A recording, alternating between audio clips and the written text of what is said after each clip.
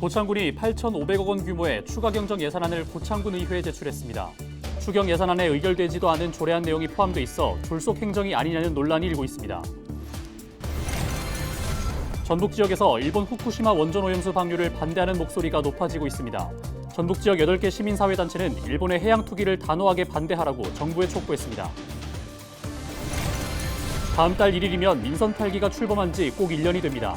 정읍시의 경우 올 초 조직 개편을 통해 시민소통실을 새로 설치해 주민의견 수렴을 확대하고 있습니다. 남원시 의원들이 국립의학전문대학원을 남원에 설립할 것을 촉구했습니다. 시의원들은 정부가 의대 정원 확대 논의가 아닌 국립의전원 설립을 즉각 추진해야 한다고 주장했습니다.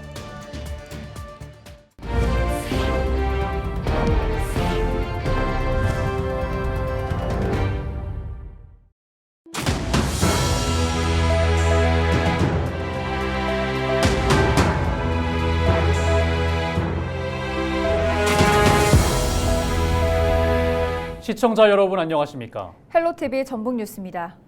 고창군이 8,500억 원 규모의 추가 경정 예산안을 고창군 의회에 제출했습니다. 그런데 추경 예산안에 의결되지도 않은 조례안 내용이 포함되어 있어 졸속 행정이 아니냐는 논란이 일고 있습니다. 이나라 기자가 보도합니다.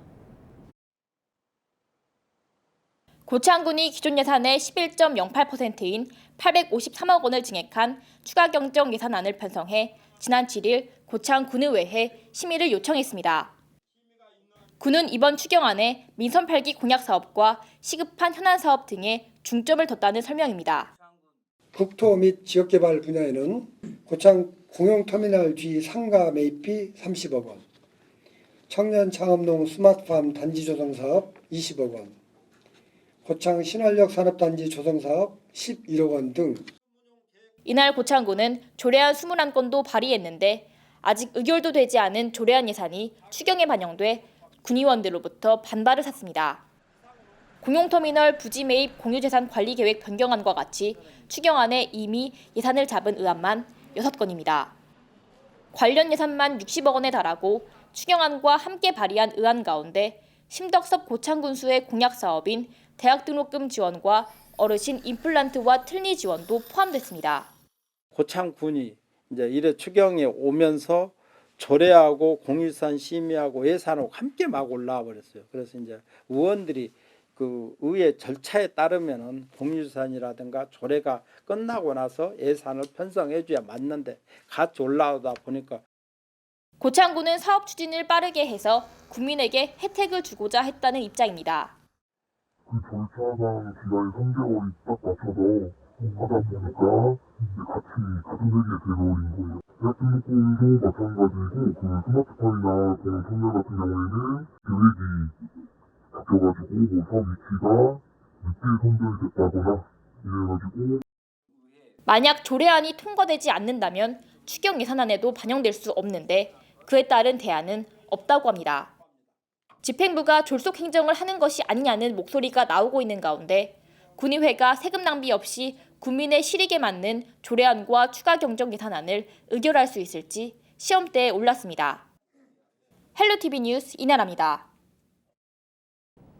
전북 지역에서 일본 후쿠시마 원전 오염수 방류를 반대하는 목소리가 높아지고 있습니다.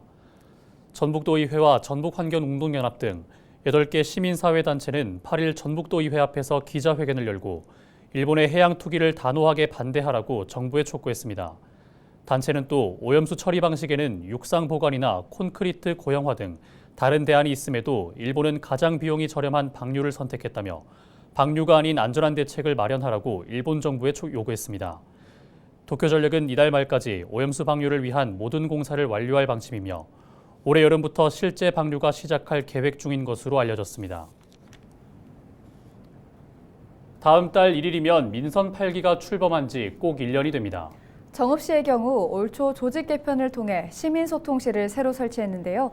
어떻게 운영되고 있을까요? 정명기 기자가 취재했습니다.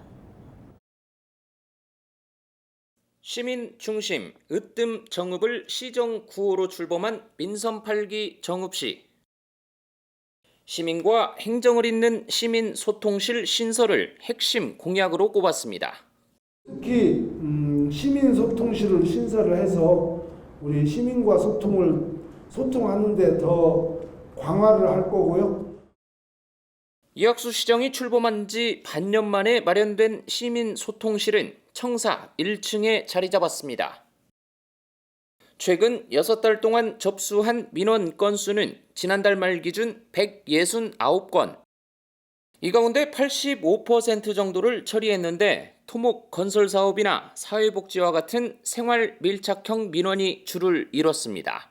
전라북도에서도 유일하게 도의원과 우리 정읍시와의 그 행정 가교 역할, 정책 협력이나 공유 창구로도 지금 직소민원 상담방이 활용 중에 있다는 것을.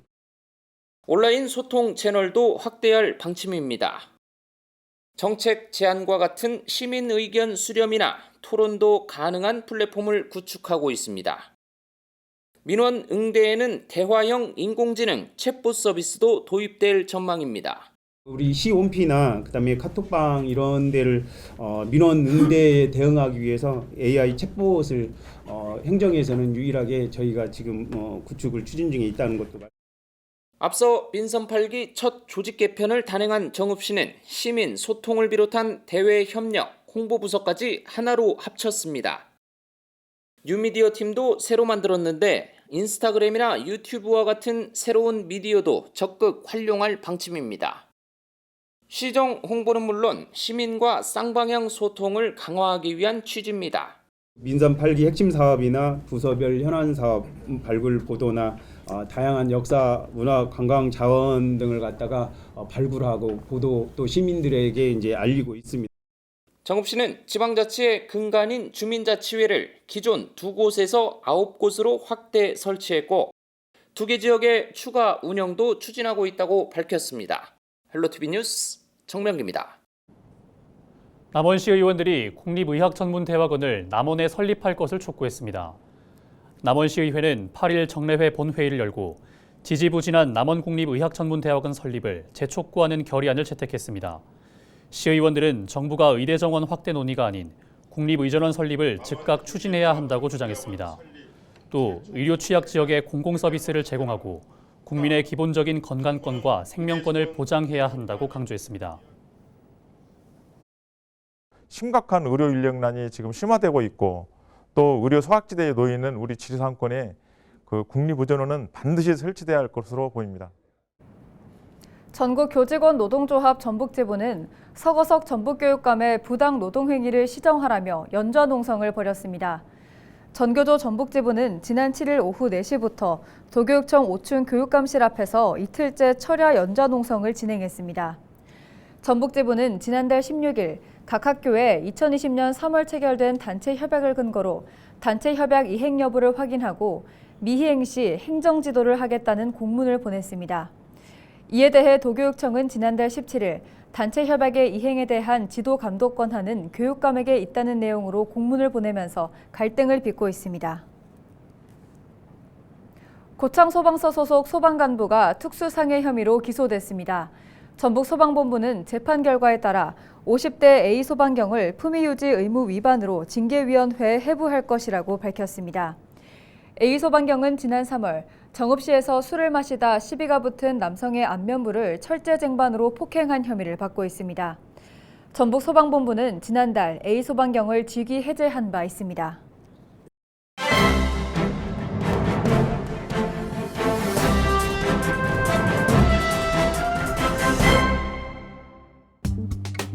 신문브리핑 전북일보 기사입니다. 여야 정치권 모두 선거 과정에서 전북도민에게 약속했던 공약들을 외면하면서 전북의 정치적 고립이 심화되고 있다는 내용입니다. 그 배경에는 지난 총선과 지선에서 전북 지역 내 일당 독주 성향이 더욱 짙어진 데 있다고 하는데요. 실제 전북의 갈라파고스화도 점차 가속화하는 분위기라고 합니다. 갈라파고스 현상은 보편적인 추세와 동떨어진 채 자신들만의 표준을 줬다가 고립을 자초했다는 뜻으로 전북의 상황이 이와 다르지 않다는 게 정부와 여의도 정가의 인식이라고 합니다. 전북에서는 정치적 심판이라는 개념이 존재하지 않다 보니 선출직들의 정치적 책임감도 점차 약해지고 있다고 하는데요. 더불어민주당 입장에선 공약을 지키지 않아도 무조건 몰표가 나온다는 이유로 국민의힘은 어차피 표를 주지 않을 것이라는 이유로 전북 현안에 뒷짐을 지고 있다고 신문은 봤습니다. 최근 제3금융중심지 지정을 두고 국민의힘 전북도당과 민주당 전북도당의 남탓 공방도 같은 맥락에서 벌어졌다고 합니다.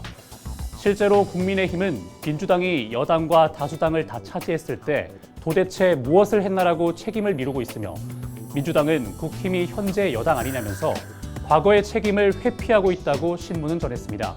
지금까지 신문 브리핑이었습니다.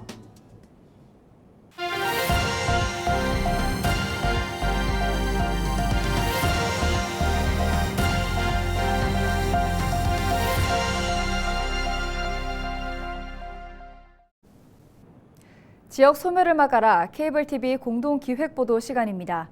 이달 6월에는 지역의 열악한 의료 환경을 점검하고 대책은 없는지 살펴볼 텐데요. 경기도 양평의 경우 다른 지역과 달리 인구가 늘고 있다고 합니다. 하지만 실상은 출생아 수는 감소하고 고령 인구는 그 이상으로 늘고 있는 것으로 나타났는데요.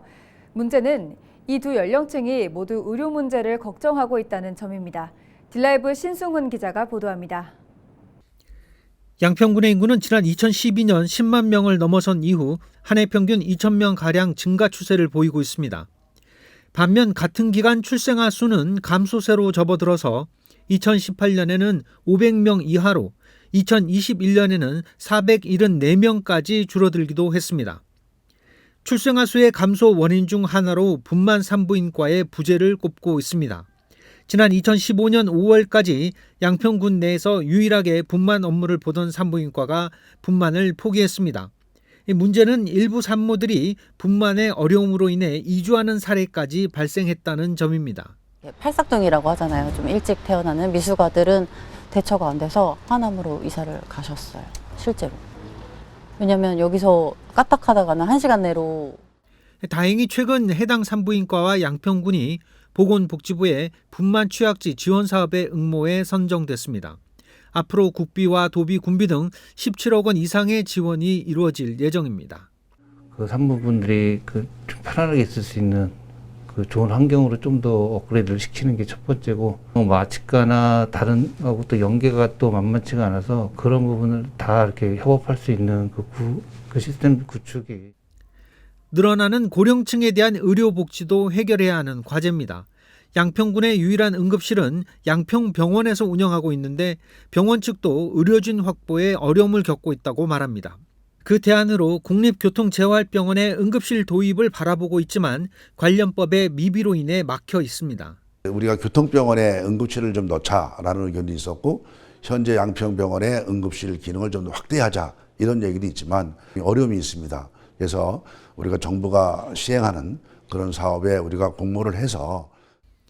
전원주택들의 상당수는 한적한 마을이나 산속에 자리하고 있습니다.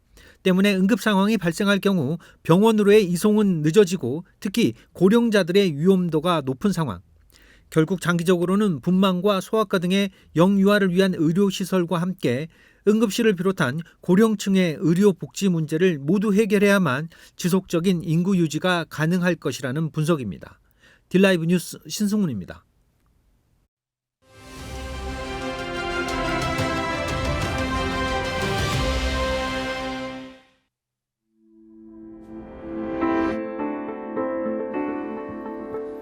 지난해 우리나라의 합계 출산율은 0.78명. 1970년 통계를 작성한 이후에 가장 낮았고 OECD 국가 가운데 꼴찌를 기록했습니다. 전국 지자체들은 출산율을 높이기 위해서 앞다투어 출산 장려금을 지급하고 있는데요. 과연 효과는 있는 걸까요? 한국지방세연구원이 분석을 해봤는데 결과는 엇갈렸습니다. 출산 장려금을 100만 원 지급했을 때 기대할 수 있는 합계 출산율은 0.03명. 그런데 아동 1명당 인프라 예산을 똑같이 투자를 하면 0.098명 증가한 것으로 추정됐습니다. 돌봄센터나 어린이회관처럼 보육 기반을 늘리는 게 더 효과적이라는 분석인데요. 영국의 한 인구학자는 이미 17년 전에 대한민국이 지구상에서 사라지는 최초의 국가가 될 것이라고 전망하기도 했죠. 이제라도 무분별한 현금 지원보다는 장기적인 인프라 투자와 특색 있는 맞춤형 사업에 초점을 맞춰봐야 하는 건 아닐까요? 데일리 브리핑이었습니다. 이어서 AI 아나운서가 전하는 날씨와 생활입니다.